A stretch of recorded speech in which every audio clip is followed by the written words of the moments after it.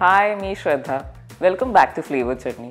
नुकताच गणपती बाप्पाला निरोप दिलाय आणि भरपूर गोड खाल्लेला आहे आणि थोड्याच दिवसात पुन्हा गोड खायचं आहे. So in the mean while let's have something चमचमीत आणि झणझणीत. आज मिसळ पाव बनवूयात. आता ही पुणेरी मिसळ आहे का कोल्हापुरी मिसळ आहे का नाशिकची मिसळ आहे तर असं नाही आहे. इथनं थोडंसं घेतलं आहे, तिथनं थोडंसं घेतलं आहे आणि अशी माझी आवडीची मिसळ आहे. तर let's go and see how to make it. अगदी साधी मटकीची उसळ बनवणार आहोत. कढईत तेल तापलं की मोहरी टाका.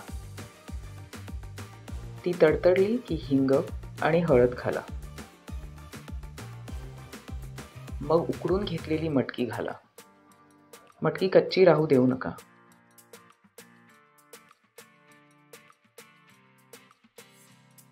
काश्मीरी लाल तिखट घाला. चवीप्रमाणे मीठ घाला आणि मिक्स करा.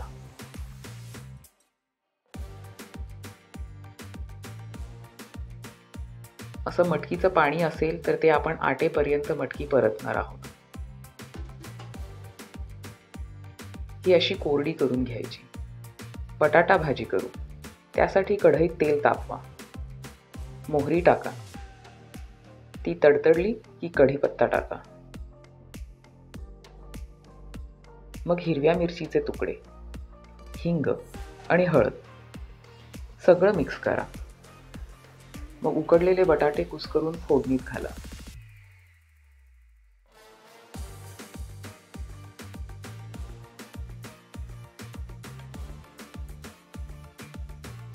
चवीपुरतं मीठ घालून व्यवस्थित मिक्स करा.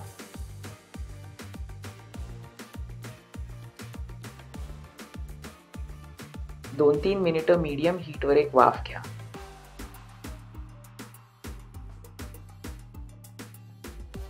मिसळीसाठी उकडलेल्या बटाट्याची भाजी तयार आहे. आता मिसळीचा कट बनवण्यासाठी एक वाटण तयार करू. एका पॅनमध्ये किसलेलं सुकं खोबरं लो ते मीडियम हीटवर भाजून घ्यायचं आहे. खोबरं सतत हलवत राहा नाहीतर करपू शकतं. इतपत तांबूस रंग येईपर्यंत भाजून काढून घ्या.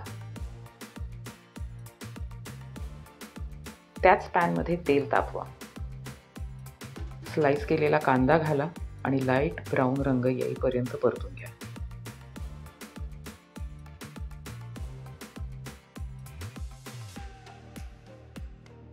मग लसणाच्या पाकळ्या, आल्याचे तुकडे आणि टोमॅटोचे तुकडे घाला.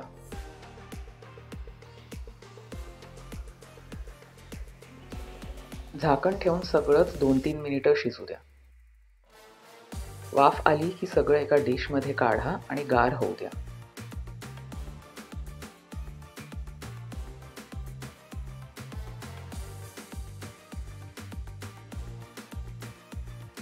मग मिक्सरमध्ये भाजलेलं सुकं खोबरं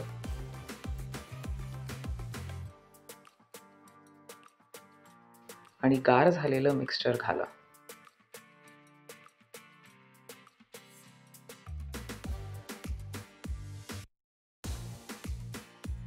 दोन 3 चमचे पाणी घाला आणि फाईन पेस्ट करून घ्या.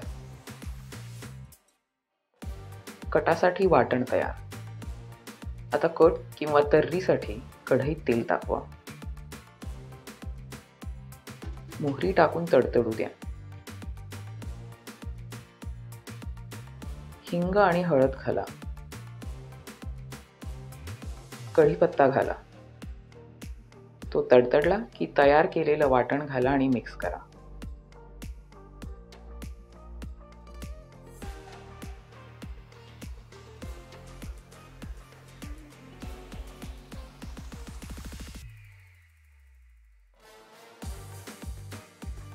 झाकण ठेवून 3-4 मिनिटं नीट शिजू द्या. मग त्यात गोडा मसाला, काश्मीरी लाल तिखट घालून नीट मिक्स करा.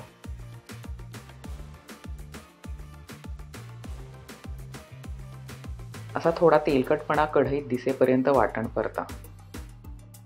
मग एक डाव मटकीची उसळ घाला. मग 1 ते 1.5 लिटर गरम पाणी घाला. मी मटकी ज्या पाण्यात शिजवली तेच घेतलं आहे. तुम्ही पण तसंच करा. पाण्यात मटकीचा चांगला फ्लेवर असतो.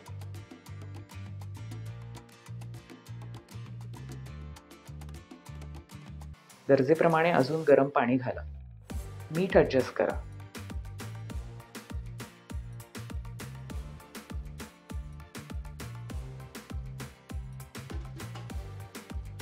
मोठी उकळी येऊ द्या.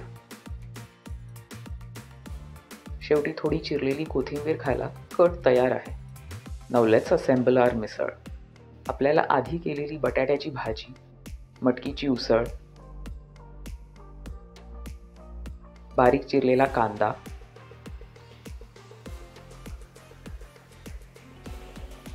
आणि फरसाण लागणार आहे. तुम्हाला आवडेल ते फरसाण घ्या. एका मीडियम बोलमध्ये आधी साधारण 2 चमचे भाजी घाला. मग 3 चमचे किंवा जास्त मटकीची उसळ घाला. त्यावर थोडं फरसाण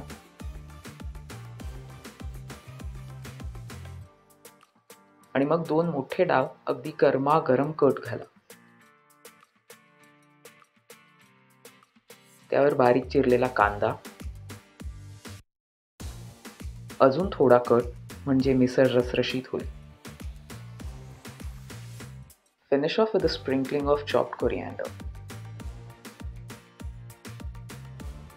सोबत एक लिंबाची फोड, मऊ लुसलुशीत पाव, एक्स्ट्रा कट आणि थंड ताक.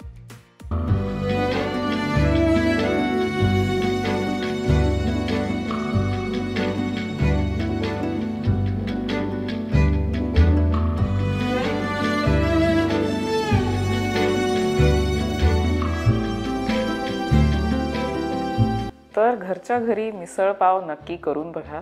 मी फार तेलकट किंवा फार झणझणीत केलेली नाही आहे, पण तुम्ही तुमच्या टेस्टप्रमाणे ॲडजस्ट करून घेऊ शकता.